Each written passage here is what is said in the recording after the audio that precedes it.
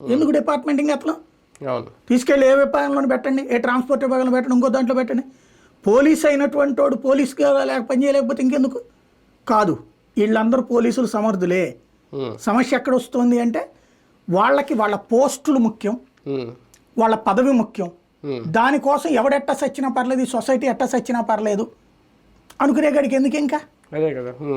అక్కడ తమకి పదవులు మెయిన్ పొజిషను, దానికోసం ఏమైనా చేస్తామనే గడికి ఇంకెందుకు. అవును లేదా రాజకీయ ఎఫిలియేషన్లతో పోలీస్ డిపార్ట్మెంట్ జ్యుడిషియరీ ఉందంటే ఇంకా దేశాన్ని ఎవడు కాపాడలేడు. అవును ప్రస్తుతం పోలీస్ డిపార్ట్మెంట్ ఆ స్టేజ్కి వచ్చేసి పోలీసులు ఎదురుగానే మర్డర్లు జరుగుతున్నాయంటే ఇంకా లా అండ్ ఆర్డర్ కంట్రోల్ చేయాల్సింది ఇంకెవరు? ఇంకా డైరెక్ట్గా ఏ చంద్రబాబు గారు పవన్ కళ్యాణ్ గారు వచ్చి చేయరు కదా. లేదు, మనం పక్కన అమెరికాలోనో లేకపోతే కనుక బ్రిటన్ నుంచి పోలీసులు తెచ్చుకోలేము.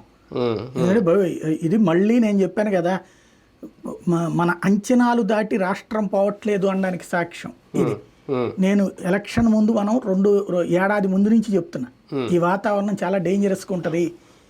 అప్పుడు తెలుగుదేశం పార్టీ వాళ్ళని దాడి చేసినప్పుడు చెప్పాను నేను, రేపు పొద్దున వాళ్ళు వస్తే చేస్తారని.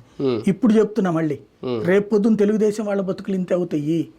కర్ర కత్తితో ఆరంభమయ్యేటువంటి రాజకీయం మళ్ళీ అక్కడే ముగియడం అని ఉండదు. ఇక పులి స్టాప్ ఎప్పుడు ఉండదు. హింస ఆరంభమయ్యే కామాలు తప్పించి పులి స్టాప్లు ఉండదు. రెచ్చగొట్టేవాడు చుట్టూ ఉంటాడు.